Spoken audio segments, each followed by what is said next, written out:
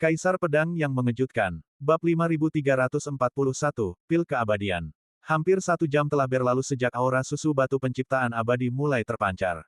Diperkuat oleh teknik rahasia Qian Hen, aura susu batu penciptaan abadi telah menyebar ke seluruh perburuan surga timur.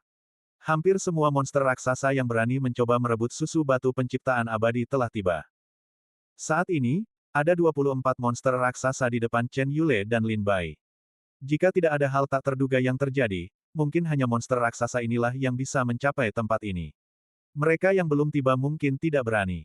Demikian pula, monster raksasa yang telah tiba adalah mereka yang menganggap diri mereka sebagai yang terkuat di seluruh perburuan surga timur. Chen Yule mengayunkan pedangnya, dan niat membunuh yang mengerikan mengirim seekor monster raksasa terbang. Namun pada saat kritis ini, 3 monster raksasa lainnya menerkam dari kiri, kanan, dan belakang secara bersamaan. Bahkan dengan metode dominan Chen Yule, ia tidak sebanding dengan kekuatan yang luar biasa itu. Setelah menangkis serangan monster raksasa dari kiri dan kanan dengan 2 tebasan pedang, monster di belakangnya sudah mendekat. Chen Yule menggertakkan gigi, bersiap menahan serangan itu dengan tangan kosong. Lagi pula, setelah bertarung sekian lama, Chen Yule, Huang Qingyun, dan Yi Song semuanya terluka. Tepat saat monster raksasa di belakang Chen Yule hendak menyerangnya, seberkas cahaya pedang turun dari langit, menghantam kepala monster seukuran gunung itu. Cahaya pedang itu seakan membawa beban 1000 pon, menghantam kepala monster itu dengan keras ke tanah. Raungan memilukan monster itu disertai kepulan debu membubung ke langit. Chen Yule berbalik dengan takjub dan melihat Lin Bai bergegas ke arahnya dengan pedang terbang. Ia bertanya, "Saudara Lin, apa yang membawamu ke sini? Di mana kadal penutup langit?" Huang Qingyun dan Yi Song melirik Lin Bai, mata mereka dipenuhi keterkejutan. Lin Bai dengan tenang berkata, "Aku sudah berurusan dengan kadal penutup langit. Melihat kalian semua kesulitan, aku bergegas untuk membantu." Mendengar Lin Bai telah mengalahkan kadal penutup langit, ekspresi Huang Qingyun, Yi Song, dan Chen Yule sedikit berubah. Meskipun mereka tidak tahu bagaimana Lin Bai melakukannya, mereka menduga itu pasti membutuhkan usaha yang besar.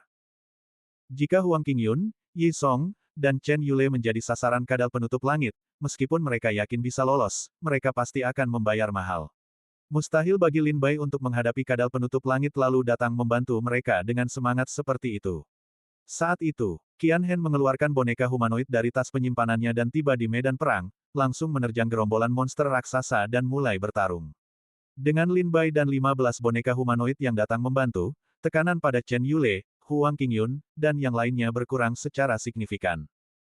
Semuanya, meskipun boneka-bonekaku memiliki kultivasi alam buah Tai Dao, mereka tetaplah boneka, hanya berguna untuk menahan monster raksasa. Binatang-binatang raksasa ini berkulit tebal dan kuat, kekuatan mereka sebanding dengan seniman bela diri tingkat buah Tai Dao. Jika ini terus berlanjut, boneka-bonekaku pasti tidak akan bisa menghentikan mereka.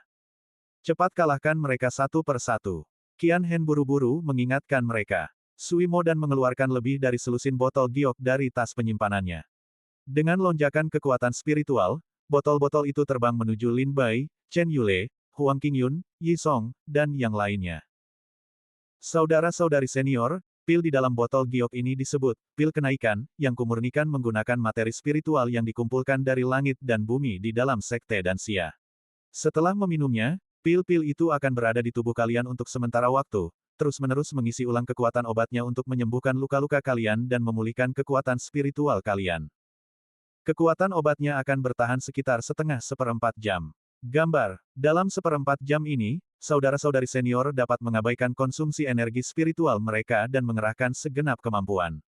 Kata Sui Mo dan sambil tersenyum. Lin Bai dan yang lainnya meraih botol giok itu, membukanya, dan benar saja, ada pil bundar dan halus di dalamnya, memancarkan aroma harum.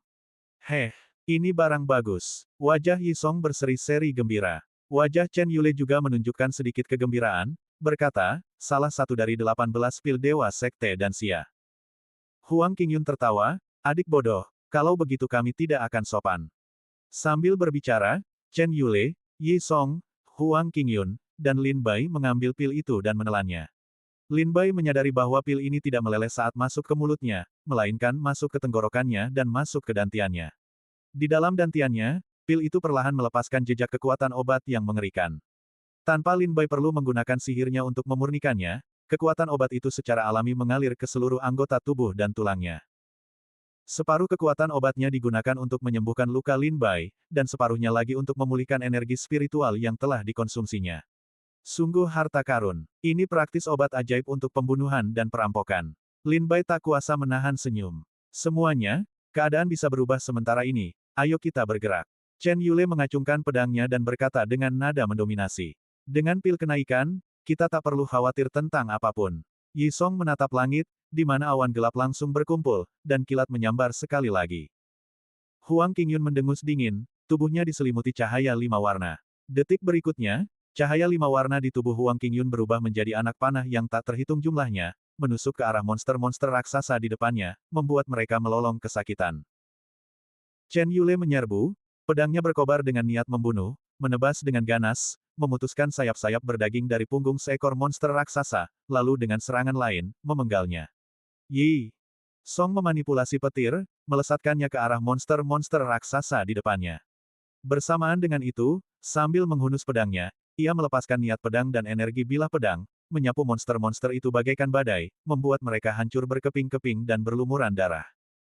Pedang terbang, teriak Lin Bai pelan, 4 pedang terbang menyatu menjadi susunan pedang, menyerbu ke arah salah satu monster. Pada saat yang sama, Lin Bai menggenggam pedang iblis di satu tangan dan penggaris pengukur di tangan lainnya, menyerang ke depan dengan ganas. Keempat pedang terbang itu maju, menembus daging dan kulit monster-monster itu. Pedang iblis memadatkan sinar pedang sepanjang 10.000 kaki, menghunus ke depan, sementara penggaris pengukur melepaskan kekuatannya yang luar biasa bagaikan gunung, menghantam dengan kekuatan dahsyat yang mengguncang langit dan bumi. Lin Bai, Chen Yule, Huang Qingyun, dan Yi Song, mereka berempat, menggunakan teknik mereka untuk membombardir monster-monster itu. Meskipun jumlah monster sangat banyak, mereka berempat bukanlah makhluk biasa. Meskipun mereka menderita beberapa luka, tidak ada yang fatal. Sebaliknya, para monster, di bawah serangan dahsyat dan dominan keempatnya, jatuh satu demi satu ke dalam genangan darah, mati dengan dendam.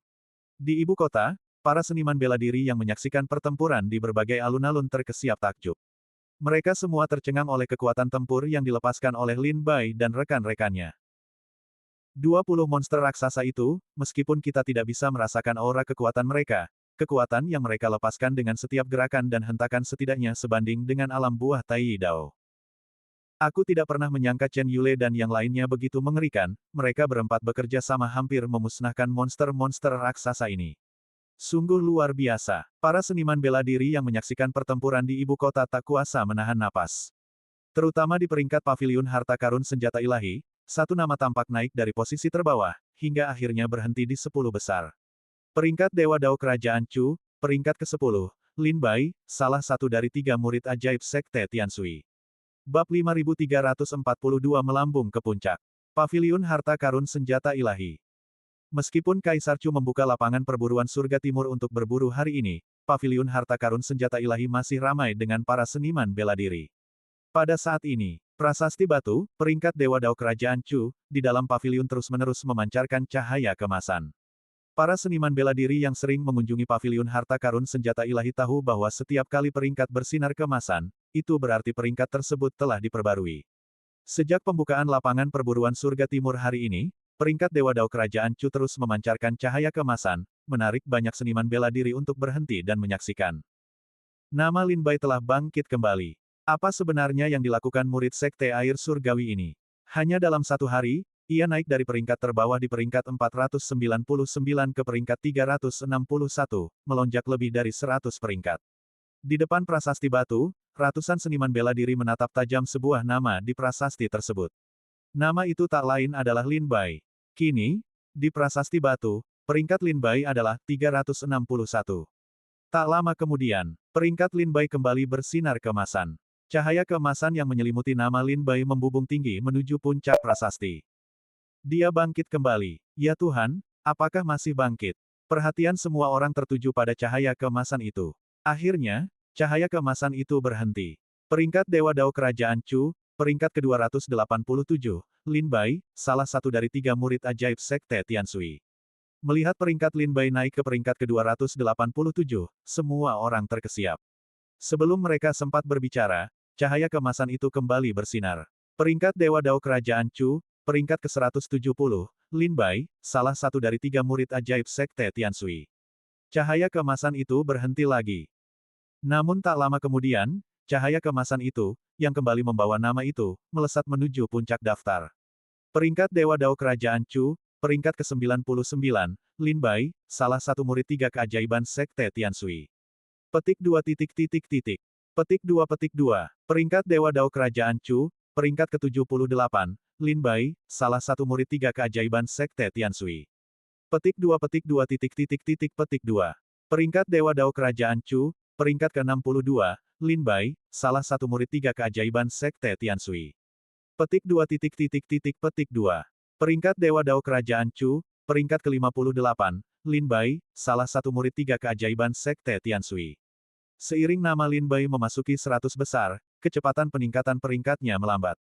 Semua orang mengerti bahwa sebagian besar seniman bela diri yang bisa masuk 100 besar memiliki kekuatan yang sama, jadi naik satu atau dua peringkat sudah merupakan pencapaian yang baik. Tepat ketika semua orang di paviliun harta karun senjata ilahi mengira peringkat Lin Bai sudah tepat, sebuah andangan menakjubkan muncul. Cahaya keemasan di daftar sekali lagi menyelimuti nama Lin Bai, dan ia melonjak dari peringkat ke-58 ke 10 besar. Peringkat Dewa Dao Kerajaan Chu, peringkat ke-10, Lin Bai, salah satu dari tiga murid ajaib Sekte Tianshui. Setelah Lin Bai masuk 10 besar, ia mendorong Chu Ziming, yang awalnya berada di peringkat ke-10, ke peringkat ke-11. Di depan prasasti batu, banyak seniman bela diri menatap tak percaya, nyaris tak berani bernapas, mata mereka terpaku pada nama Lin Bai yang terukir di atasnya. Setelah sekian lama, mereka akhirnya memastikan bahwa nama itu tidak akan naik lebih tinggi lagi. Ya Tuhan, Lin Bai dari Sekte Tianshui benar-benar melonjak dari peringkat ke-499 ke 10 besar hanya dalam satu hari. Apa yang telah dia lakukan hingga menyebabkan perubahan peringkat yang begitu dramatis? Petik 2 titik titik titik petik 2. Kami meminta manajer paviliun senjata ilahi untuk datang dan memeriksa apakah susun sihir prasasti batu itu rusak. Banyak yang menolak mempercayai apa yang mereka lihat, bahkan ada yang mengira tablet itu sendiri cacat. Kalau tidak, bagaimana mungkin seorang seniman bela diri peringkat 499 tiba-tiba masuk 10 besar dalam satu hari? Kemudian, manajer paviliun senjata ilahi datang untuk memeriksa dan dengan yakin memberitahu semua orang bahwa susunan sihir tablet batu itu utuh, dan peringkatnya asli dan valid. Jawaban dari paviliun senjata ilahi langsung membuat semua seniman bela diri di dalam dan di luar ibu kota terkesiap. Mereka bertukar pandang dengan bingung, benar-benar heran dengan apa yang telah dilakukan Lin Bai sehingga ia bisa melompat ke 10 besar dalam satu hari. Tak diragukan lagi, nama Lin Bai akan bergema di seluruh paviliun senjata ilahi dan perburuan langit timur hari ini, menyebar luas, dan menjadi terkenal di 4 lautan. Di dalam istana abadi langit timur, Kaisar Chu, dengan mata sayup-sayup karena mabuk, duduk di singgasana naga, memegang cangkir anggur. Melihat Lin Bai dan yang lainnya di susunan proyeksi, ia berulang kali tertawa, bagus, sangat bagus. Serangan pedang Chen Yule benar-benar menunjukkan bakat seorang makhluk agung muda. Yi Song, sayangnya, keberhasilan dan kegagalannya sama-sama berasal dari transformasi Dao Xuan menjadi debu dan tulang. Kekuatan Huang Qingyun saat ini sama sekali tidak mengejutkan. Kaisar Chu memandang Chen Yule, Yi Song, Huang Qingyun, dan yang lainnya, berkomentar sambil tersenyum.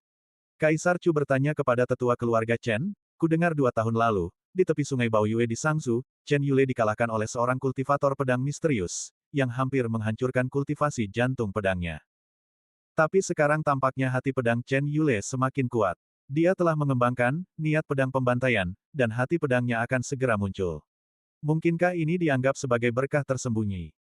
Tetua keluarga Chen tersenyum, berdiri, dan membungkuk berulang kali sebagai tanda setuju. Kaisar Chu kemudian berbicara kepada para tetua Sekte Surgawi Abadi. Yi Song memiliki Dao Xuan Hua Chen Gu, yang memungkinkannya mempelajari segalanya lebih cepat daripada yang lain. Namun, Dao Xuan Hua Chen Gu ini adalah kekuatan sekaligus kelemahannya. Setelah belajar begitu banyak, semuanya tertanam di hatinya. Jika dia bertemu seorang seniman bela diri yang kuat, mudah bagi mereka untuk mengalahkannya. Dia telah belajar terlalu banyak hal. Petik 2. Yi Song sangat membutuhkan ujian hidup mati untuk mengintegrasikan dan menyatukan semua yang telah dipelajarinya. Para tetua Sekte Surgawi Abadi berdiri dan berkata, "Yang mulia bijaksana." Kaisar Chu melirik Huang Qingyun, lalu ke sekelompok kultivator wanita dari Istana Teratai Suci, dan tidak berkata apa-apa. Lagi pula, Kaisar Chu tak bisa berkata banyak tentang seorang kultivator wanita seperti Huang Qingyun yang telah bereinkarnasi. Akhirnya, Tatapan Kaisar Chu tertuju pada Lin Bai di layar. Saat itu, Lin Bai sedang membantai seekor monster raksasa dengan satu tebasan pedang. Ilmu pedangnya bersih dan cepat, tanpa ragu sedikit pun. Kaisar Chu terkekeh pelan, orang yang paling mengejutkanku dalam perburuan hari ini adalah Lin Bai dari Sekte Air Surgawi. Begitu Kaisar Chu berbicara, semua seniman bela diri di Istana Abadi menahan napas, mendengarkan suaranya dengan saksama. Entah itu karena ia sengaja mengungkap kelemahan untuk memancing kadal penutup langit menyerang, mengorbankan diri demi harimau, mempertaruhkan nyawanya, atau ilmu pedang luar biasa yang ia tunjukkan sekarang. Ia melampaui semua seniman bela diri lain di Chu. Dalam hal kelicikan, kekejaman, dan kelicikan, hanya sedikit di antara generasi muda Chu yang bisa menandinginya. Petik 2. Dalam hal kultivasi, kekuatan, dan ilmu pedang, bahkan Chen Yule pun harus mengakui kekalahan di hadapannya. Teknik pengendalian pedangnya dari Sekte Iblis Pedang Terbang diduga merupakan warisan ilmu pedang dari Dewa Pedang Teratai Biru, yang menggabungkan jalur pedang roh dan jalur pedang tiran. Dalam hal ilmu pedang, orang ini memiliki bakat yang luar biasa. Tidak berlebihan jika saya katakan bahwa saya yakin. Lin Bai mungkin adalah pendekar pedang nomor satu di antara generasi muda Chu. Pendekar pedang nomor satu di antara generasi muda. Mendengar penilaian Kaisar Chu terhadap Lin Bai, banyak orang terkesiap. Gelar ini terlalu tinggi, dan juga terlalu berat, tidak semua seniman bela diri mampu menyandang gelar seperti itu. Kata-kata ini menarik perhatian dari semua faksi di Istana Surgawi Timur. Beberapa tetua keluarga Chen melirik Lin Bai, wajah mereka muram. Chen Yule, seorang pendekar pedang, telah lama dipuji sebagai pendekar pedang nomor satu di kerajaan Chu, tetapi kemunculan Lin Bai telah mencuri reputasi itu. Tentu saja, para tetua keluarga Chen tidak senang. Selanjutnya, beberapa tetua dari gerbang surgawi mendengus dingin, mata mereka berkilat penuh niat membunuh. Pangeran ketiga, yang duduk di atas, menyipitkan matanya, kilatan dingin muncul jauh di dalamnya. Bahkan tetua ketiga dan tetua Zheng Yuan dari Sekte Air Surgawi, setelah mendengar ini, awalnya senang, tetapi kemudian bertukar pandang, keduanya merasakan ada yang tidak beres. Tetua ketiga dan Zheng Yuan mengerti bahwa gelar ini terlalu bergengsi dan berat. Jika ditangani dengan buruk, gelar ini berpotensi menghancurkan Lin Bai. Yang terpenting, kata-kata ini keluar dari mulut Kaisar Chu. Bab 5343, Generasi Muda, nomor 1 di Kendo. Di kerajaan Chu, generasi muda adalah nomor 1 dalam ilmu pedang. Jika reputasi ini beredar di kalangan rakyat jelata, mereka hanya akan menertawakannya. Tetapi jika itu datang dari mulut Kaisar Chu, artinya akan sangat berbeda. Ini adalah pengakuan resmi. Itu juga merupakan pengakuan atas kekuatan Lin Bai. Demikian pula, jika Lin Bai tidak tahan dengan reputasi ini, itu akan menjadi surat perintah kematiannya. Tetua ketiga dan tetua Zheng Yuan dari Sekte Tianshui awalnya menunjukkan kegembiraan setelah mendengar ini, tetapi setelah melihat perubahan ekspresi para tetua keluarga Chen, pangeran ketiga, dan anggota gerbang langit dan bumi, mereka perlahan menyadari ada sesuatu yang salah. Apakah ini kasus sanjungan untuk membunuh? Tetua ketiga dan Zheng Yuan bertukar pandang, wajah mereka berdua menunjukkan kesungguhan. Di kerajaan Chu saat ini, nomor satu yang tak terbantahkan dalam ilmu pedang di antara generasi muda adalah Chen Yule dari keluarga Chen. Di antara para putra suci dari 5 keluarga dan 7 sekte, hanya Chen Yule yang ahli dalam ilmu pedang. Pernyataan Kaisar Chu bahwa Lin Bai adalah pendekar pedang nomor satu di Chu tak diragukan lagi merupakan tamparan bagi Chen Yule dan keluarga Chen. Inilah mengapa para tetua keluarga Chen sangat tidak senang. Pangeran ketiga tidak senang karena Lin Bai dan Pangeran Chen sudah terlalu lama bersama. Kini, semua menteri di dalam dan di luar istana Chu menganggap Lin Bai dan Sekte Tianshui sebagai bawahan Pangeran Chen. Pangeran ketiga tentu saja tidak ingin melihat Pangeran Chen, yang baru saja kembali ke ibu kota dan meraih prestasi militer, mendapatkan sekutu sekuat Lin Bai.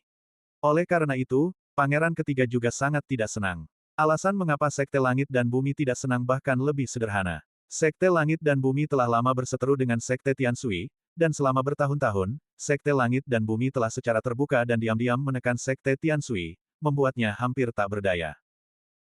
Melihat Sekte Tianshui diambang kehancuran, kedatangan Lin Bai, yang dipuji sebagai pendekar pedang nomor satu generasi muda di Chu, tak diragukan lagi memperpanjang umur Sekte Tianshui.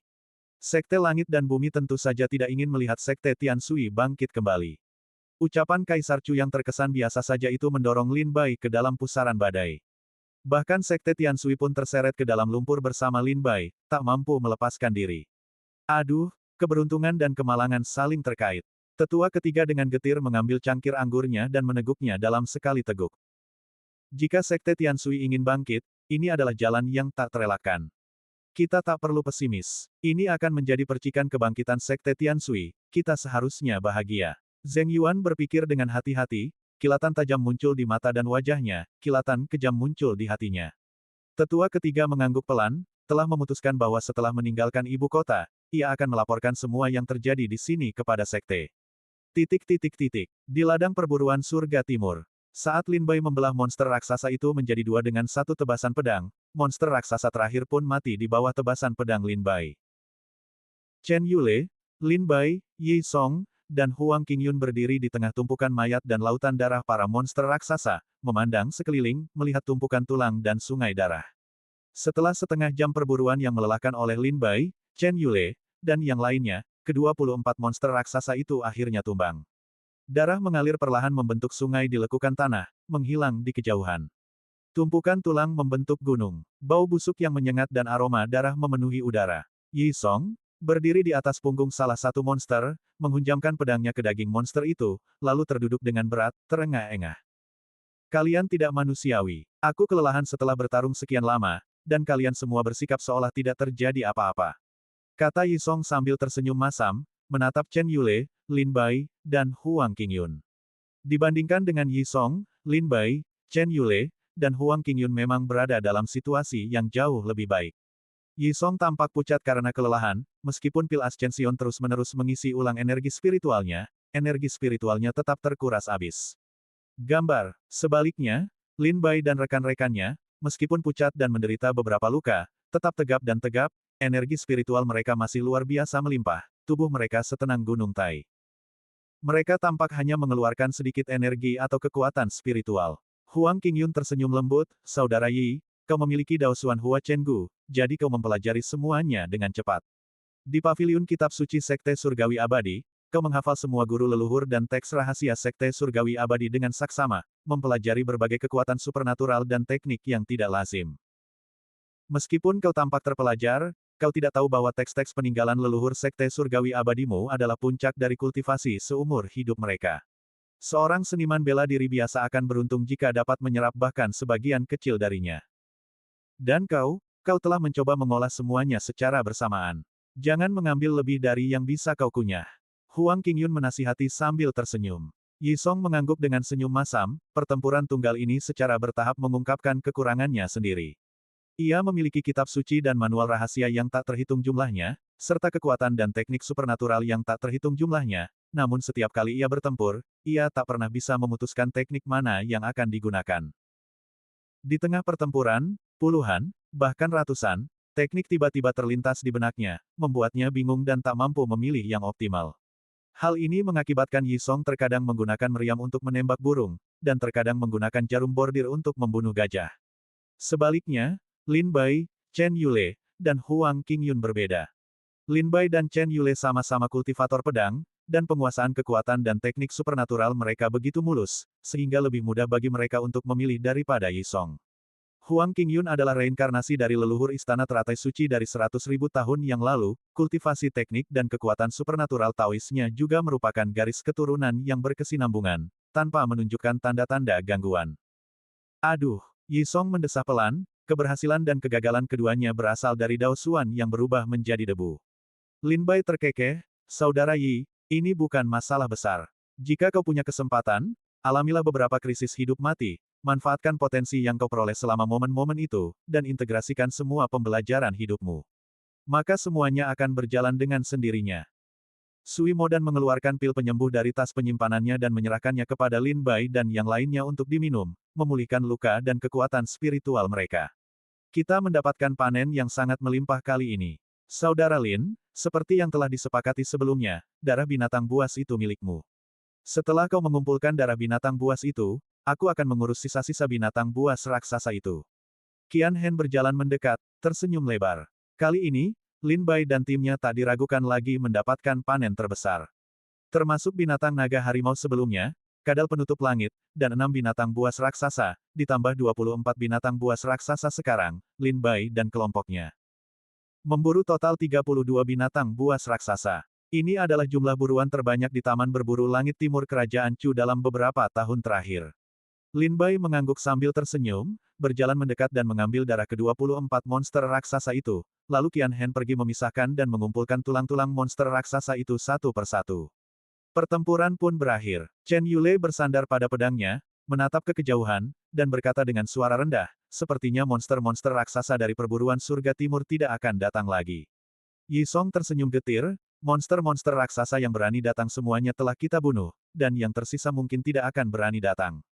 Huang Qingyun terkekeh, perburuan kita sudah berakhir. Lin Bai tersenyum tetapi tidak mengatakan apa-apa lagi. Namun saat itu, alis Lin Bai perlahan berkerut, tatapannya berubah sinis saat ia melihat ke arah barat laut. Pada saat ini, Beb. Erapa sosok dengan cepat terbang dari kejauhan, mendarat di puncak gunung tak jauh dari Lin Bai dan yang lainnya, mata mereka dipenuhi keterkejutan saat mereka melihat tulang-tulang monster raksasa yang berserakan di tanah. Bab 5344, Pertempuran Putra Suci. Pertempuran para monster raksasa baru saja berakhir ketika para seniman bela diri tiba.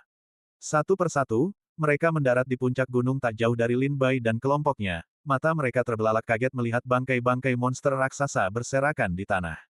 Jadi itu sebabnya monster-monster raksasa di perburuan surga timur tiba-tiba mengamuk. Sebuah suara laki-laki yang kuat terdengar dari balik awan. Bersamaan dengan suara itu, seorang pria berpakaian putih mendarat tak jauh darinya, ekspresinya sedikit dingin, tatapannya tertuju pada Lin Bai dan kelompoknya. Dia adalah Limo, putra suci keluarga Li. Yang menemani Limo adalah sekelompok murid keluarga Li. Aura susu batu penciptaan abadi, Qian Hen, aku tak menyangka kau mengeluarkan harta karun seperti itu hanya untuk berburu monster raksasa. Suara laki-laki lain terdengar. Zhao Xiantu, putra suci keluarga Zhao, muncul di lereng bukit tak jauh dari Limo, mencibir Lin Bai dan kelompoknya. Selain Lin Bai yang belum pernah menjelajahi dunia, para putra suci dan putri suci lainnya dari 5 keluarga dan 7 sekte dengan mudah mengenali aura susu batu penciptaan abadi. Zhao Xiantu hanya perlu berpikir cermat untuk menebak bahwa Chen Yule, Huang Qingyun, Yi Song, dan Lin Bai bukanlah orang-orang yang mampu menghasilkan harta karun seperti itu, hanya Qian Hen yang kaya raya yang mampu. Kau benar-benar memburu begitu banyak binatang raksasa, aku ingin tahu apakah kau bisa mendapatkan bagiannya. Yang berbicara adalah Sang Guan Tong, putra suci dari Sekte Wentian. Setibanya di sana, ia sungguh iri dengan bangkai-bangkai binatang raksasa yang berserakan di mana-mana. Bangkai-bangkai binatang raksasa ini, jika diberikan kepada para alkemis dan pemurni senjata Paviliun Tianji, dapat ditukar dengan harta karun yang tak ternilai harganya. Bangkai-bangkai binatang raksasa yang berserakan di mana-mana. Bangkai-bangkai binatang raksasa ini, jika diberikan kepada para alkemis dan pemurni senjata Paviliun Tianji, dapat ditukar dengan harta karun yang tak ternilai harganya, atau setidaknya, bantuan dari para alkemis dan pemurni senjata tersebut. Mengikuti dari dekat, Sun Miao dari keluarga Sun juga tiba bersama banyak ahli bela dirinya. Ia tetap diam, tatapannya dipenuhi keterkejutan saat ia melihat bangkai-bangkai yang berserakan di tanah. Sekarang, menghitung jumlah orang. Semua putra suci dari 5 keluarga dan 7 sekte, kecuali Keling dari gerbang Tiandi, telah berkumpul di sini. 5 putra suci adalah, Zhao Xiantu dari keluarga Zhao, Sun Miao dari keluarga Sun, Limo dari keluarga Li, Chen Yule dari keluarga Chen, dan Qian Hen dari keluarga Qian.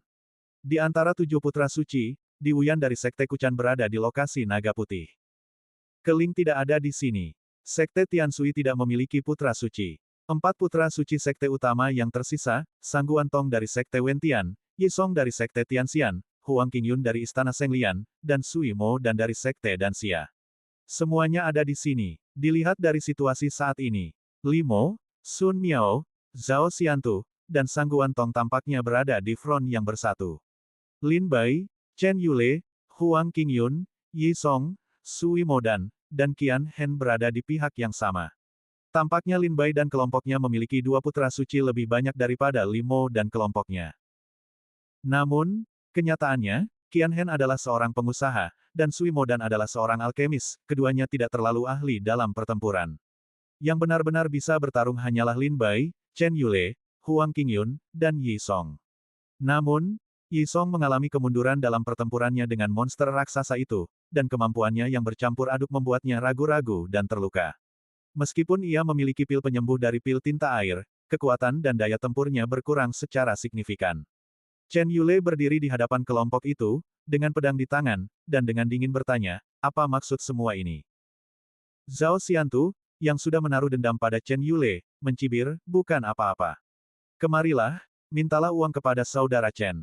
Yi Song mencibir berulang kali, mengejek, jika kalian ingin berburu monster raksasa, mengapa kalian tidak pergi dan membunuh mereka sendiri? Apa kalian semua begitu tak tahu malu sampai mencoba mencurinya? Gambar, Putra Suci Li terkekeh, Saudara Yi, mengapa bicara begitu kasar? Apa maksudmu dengan perampokan? Kami sudah lama mengagumi kekuatanmu, Saudara Yi, dan datang hari ini khusus untuk belajar darimu. Mata Yi Song berkedut, kilatan dingin terpancar di sana. Ini jelas merupakan upaya untuk menendang seseorang saat mereka terpuruk. Suimo dan meraung marah, kau menindas kami. Binatang-binatang raksasa ini semua diburu dengan susah payah oleh kami, apa hakmu mencuri mereka? Qian Hen tertawa, adik bodoh, apa kau butuh alasan untuk mencuri barang-barang seseorang? Jika ada alasan, itu bukan perampokan. Qian Hen lahir dalam keluarga pedagang, dan karavan keluarganya sering dirampok setiap beberapa hari, ia sudah terbiasa dengan hal itu. Bahkan, Qian Hen sudah menebak niat Li Mo dan yang lainnya setelah melihat mereka muncul. Sangguan Tong tertawa dingin, menatap Sui Mo dan berkata, Nona Sui, sebaiknya kau mundur sedikit.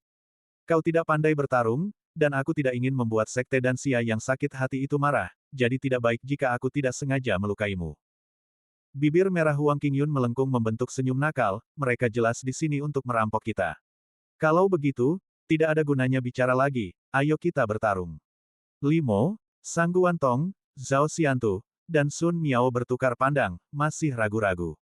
Zhao Xiantu angkat bicara, berikan kami setengah dari sisa-sisa monster raksasa itu, dan kami akan pergi. Chen Yule mencibir, mengacungkan pedangnya. Aura pedang membelah bumi, menciptakan jurang tak berdasar. Ia berkata dengan dingin, teruslah bermimpi. Jika kau menginginkan sisa-sisa monster raksasa itu, lewati mayatku. Li Mo mencibir, buat apa repot-repot? Kau sudah memburu begitu banyak monster raksasa, energi spiritualmu terkuras, dan kau terluka. Melawan kami akan merugikanmu. Yi Song melangkah maju untuk berdiri sejajar dengan Chen Yule, sambil mencibir, sekalipun kami hanya punya satu napas tersisa, kami masih bisa menghancurkan kalian, semut-semut. Sangguan Tong mencibir, siapapun bisa bicara besar. Apa kau punya kekuatan? Huang Qingyun melangkah maju bersamaan, berkata, coba saja, nanti kau akan tahu.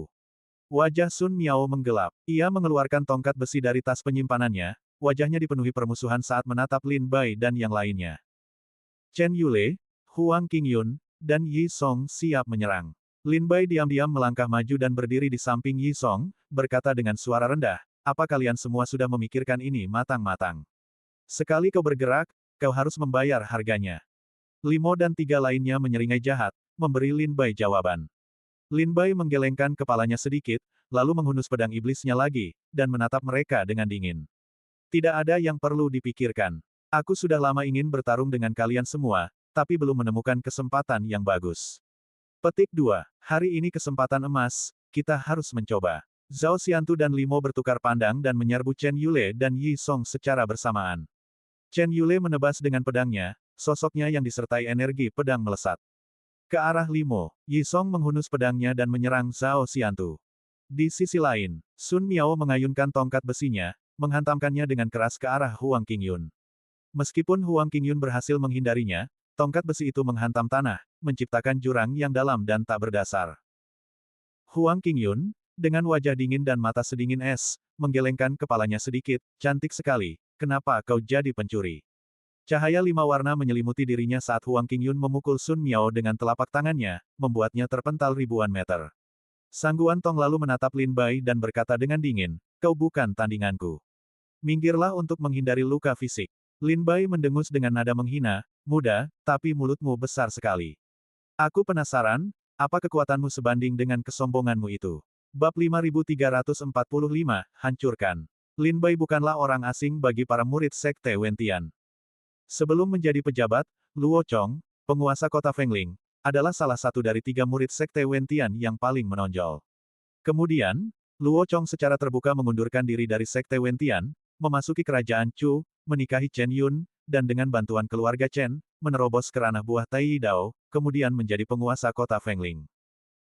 Mungkin bahkan Sekte Wentian dan keluarga Chen tidak menyangka bahwa Luo Chong akan bergabung dengan Sekte Dewa Darah, mengkhianati keluarga Chen dan 3 kekuatan utama kerajaan Chu serta Sekte Wentian. Sekte Wentian adalah sekte yang berakar kuat di wilayah kerajaan Chu. 10.000 tahun yang lalu, Sekte Wentian hanyalah kekuatan kelas 3 di Kerajaan Chu.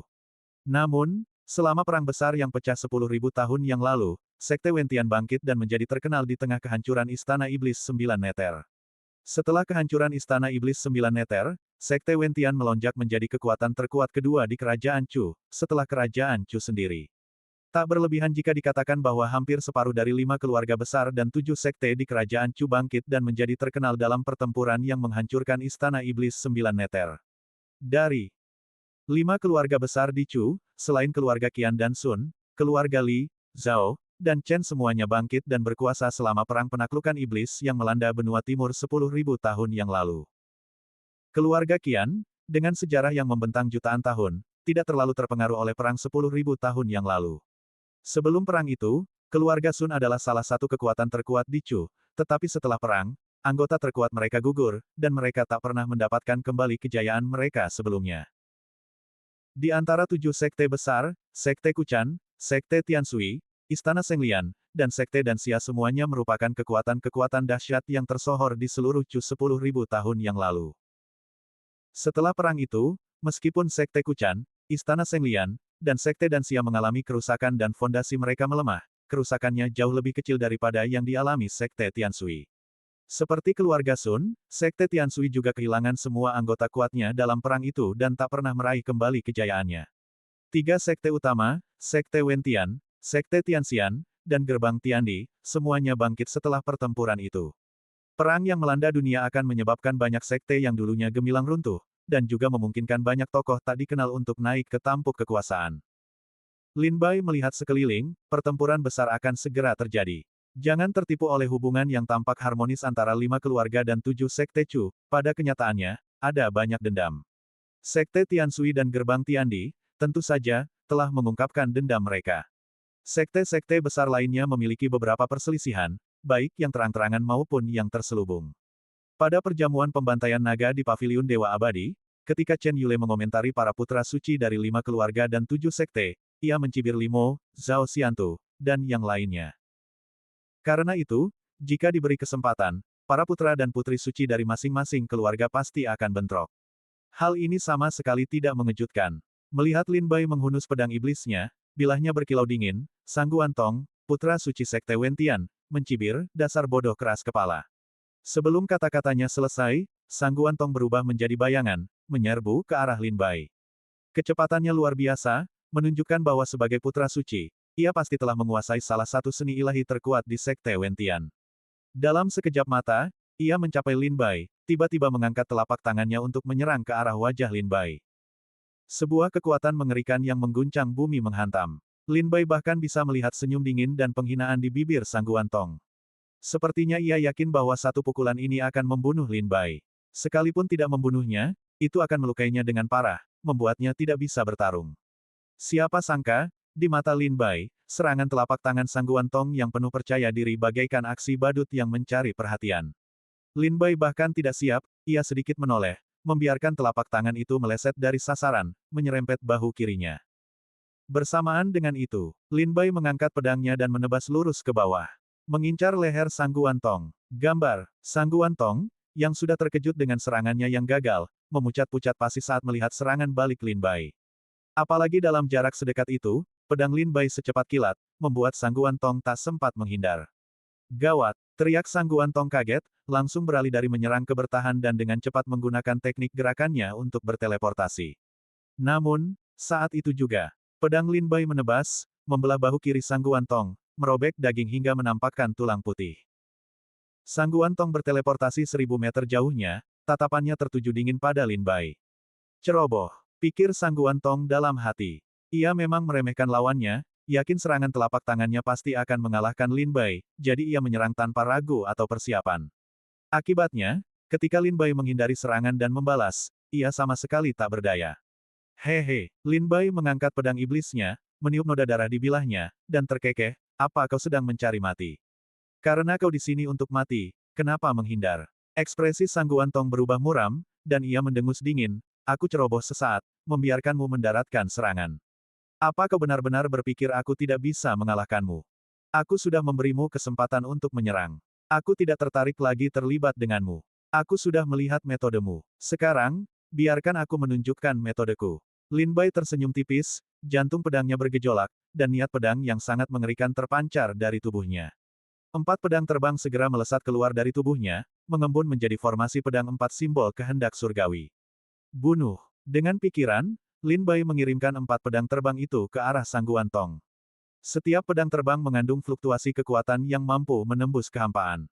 Ekspresi Sangguan Tong berubah drastis. Berdiri di bawah pedang terbang Lin Bai, ia akhirnya merasakan tekanan yang terpancar dari Lin Bai. Seberapa mengerikankah pedangnya? Sangguan Tong tidak meremehkan lawannya.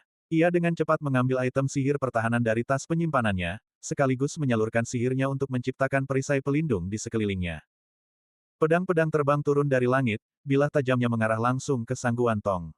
Dengan suara dentuman keras, pedang-pedang terbang itu menghancurkan semua benda sihir pertahanan Sangguan Tong, lalu menembus perisai pelindungnya, mengincar tenggorokannya. Sangguan Tong menghindar dengan cepat, tetapi keempat pedang terbang itu, menebas ke bawah, menyerempet perut, paha, dan dadanya, meninggalkan luka lebam berdarah yang langsung membuatnya merah padam.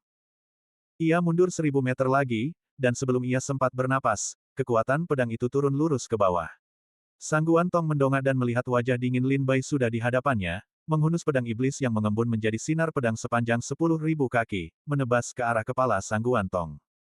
Asteris Puff. Asteris. Serangan pedang ini menyebabkan Sangguan Tong batuk darah, wajahnya pucat, tubuhnya benar-benar berantakan. Sangguan Tong mengerang dalam hati, menahan napas, tak mampu mengembuskan napas. Ia memiliki banyak teknik dan sejumlah besar senjata dewa serta seni magis. Namun, dengan serangan Lin Bai, serangan gencar yang tak henti-hentinya membuat Sangguan Tong terengah-engah, tak memberinya kesempatan untuk melepaskan senjata sihir atau ilmu sihirnya. Terkena cahaya pedang setinggi 10.000 kaki milik Lin Bai, Sangguan Tong langsung terluka parah. Pada saat ini, Lin Bai memanfaatkan keunggulannya, tampaknya berniat membunuh Sangguan Tong. Sangguan Tong berteriak dingin, "Tunggu. Lin Bai, aku ingin mengatakan sesuatu." Lin Bai mencibir, "Kenapa kau tidak mengatakannya dari tadi? Sekarang kau hampir mati, kau masih ingin mengatakan sesuatu. Pergi ke neraka dan bicaralah pada Yama." Lin Bai tak percaya, dan mengayunkan pedangnya.